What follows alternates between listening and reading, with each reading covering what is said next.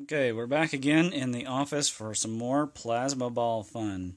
Now, for those who saw my interview with Catherine Kaufman, you take the plasma ball, and one of the great experiments you can do is you can actually hold this CFL bulb or a fluorescent, and actually it's a little bit even better if you put your finger on the end.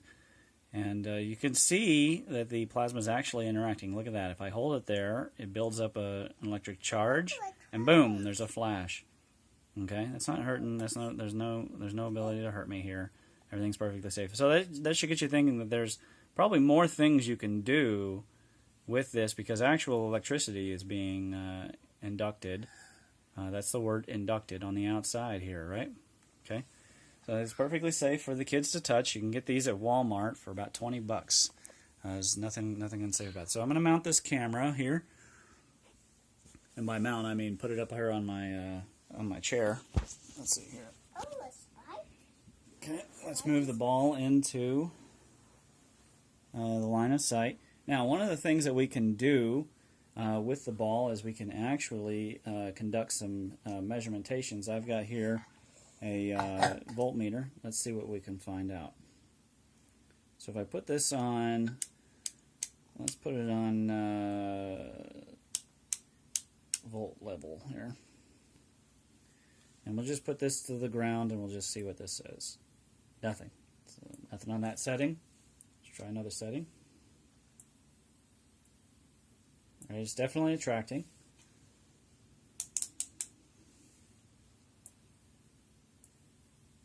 Nothing there. Okay, let's see if we can find out if there's current flowing.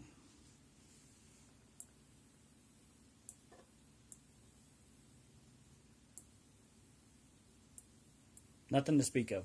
Okay, so that tells you these are very safe.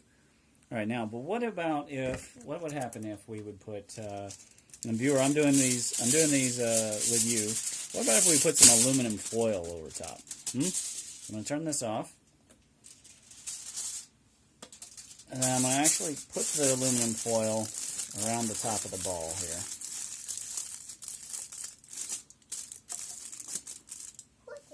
All right, now I'm going to turn it back on. Oh, it's very interactive.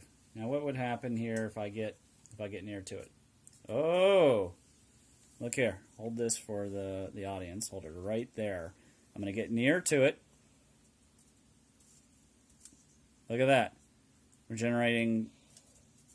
Ooh, right there. That went to up to 20 milliamps. Whoa. This is non-grounded. Okay, and if I put it to ground, let's see. It says 0. It says error. So it may be conducting too many on that setting. So let's go up to the 200 milliamp setting. Let's see what we can conduct to ground.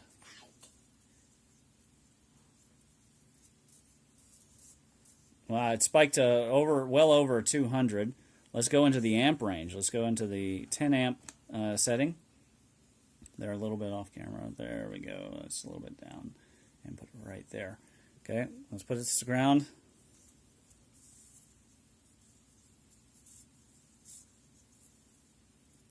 All right, so it's spiking. Now let's see what kind of voltage we're putting out. We're going to try first the battery level setting.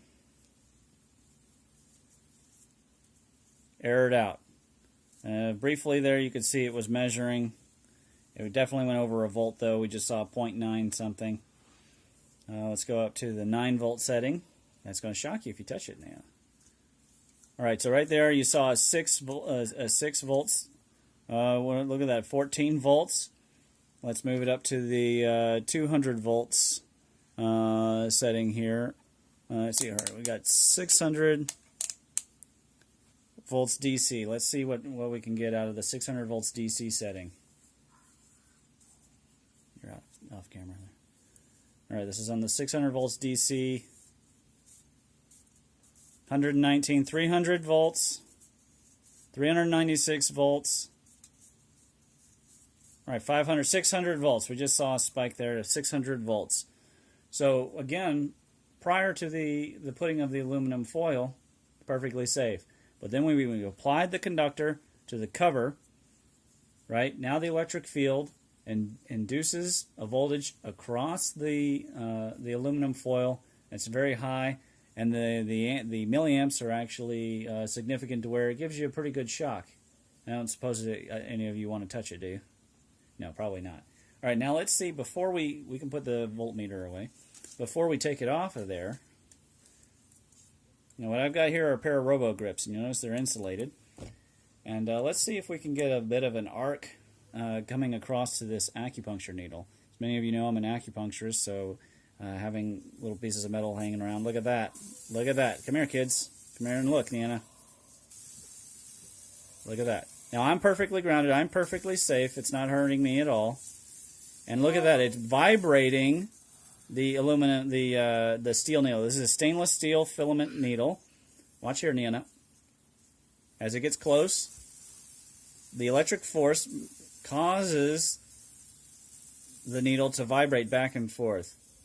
Probably a mixture of thermal shock and the electric force.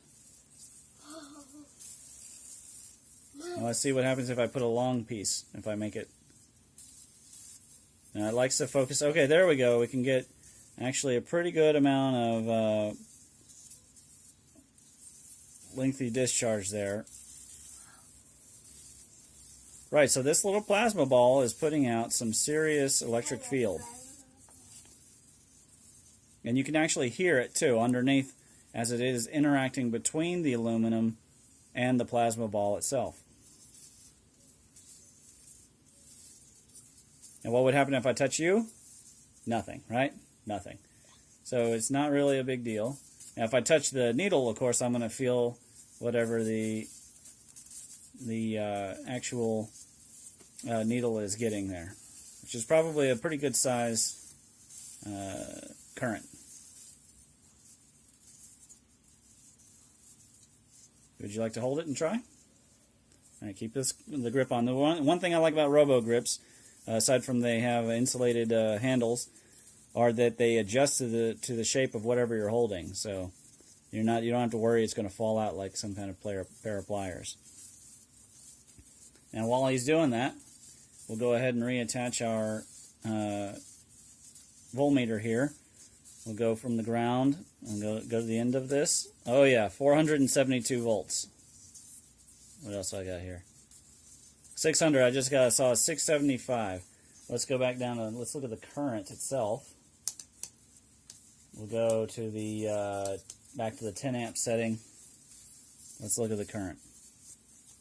I saw 1.67 amps. It had a brief spike there, 180.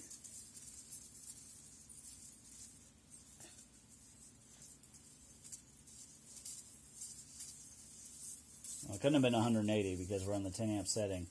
But it is erroring out most of the time. Right, so from just this little ball, we get quite a bit of power. Impressive? I think so. All right, kids, you have any questions about electricity or about the electric field inducing electrons? No. Yeah, it's pretty cool. All right, we're going to stop the video and let them play a little bit.